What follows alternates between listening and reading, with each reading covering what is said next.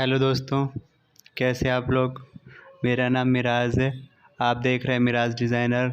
आपका मिराज डिज़ाइनर में स्वागत है। मैं आज आपको बताने वाला हूँ ब्लाउज़ की कटिंग कैसे करते हैं। पैडेड ब्लाउज़ हो या प्रिंस कट ब्लाउज़ हो, तो आप हमारे साथ बने रहें और आप देखते रहें हम आपको ब्लाउज़ कैसे कैसे बता रहे हैं, क्या क्या ट्रिक्स है, क्या तरीके हैं। आप बने रहें, वॉच करते रहें। हम मिलते हैं वीडियो के एंड में। जब तक आप हमारी वीडियो देखिए।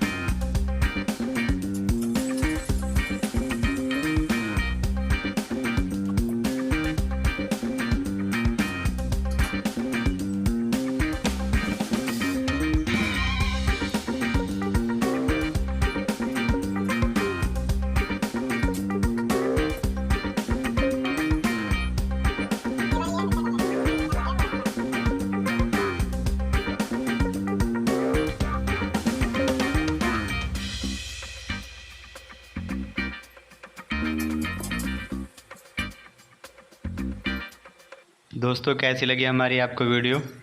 आपने वीडियो देखा, पूरे ब्लाउज़ की मैंने कटिंग करके आपको दिखाई है। इस पैटर्न को आप पैडेड ब्लाउज़ में और प्रिंस कट में दोनों जगह अप्लाई कर सकते हैं। ये साइज़ दोस्तों मैंने बॉडी साइज़ से कटिंग किया था, लूजिंग हमने इसमें एक्स्ट्रा डाली थी। तो आप भी अगर बॉडी से नाप लेते हैं तो जितना नाप लेते हैं आप उतना ही काटिएगा। लूजिंग जो प्रिंस पल्ले में आप 2 इंच की आप ये देखिए लूजिंग आपने दे रखी है। तो दोस्तों कैसी लगी हमारी आपको वीडियो, आप प्लीज़ कमेंट करके बताएं और हमारे वीडियो को लाइक करें, शेयर करें, कोई क्वेरीज है कमेंट करें और हमारे चैनल को सब्सक्राइब करें, बेल आइकन को ऑन कर लें। हम मिलते हैं नेक्स्ट वीडियो में कुछ नया लेकर। तब तक के लिए खुदा हाफिज़, नमस्कार।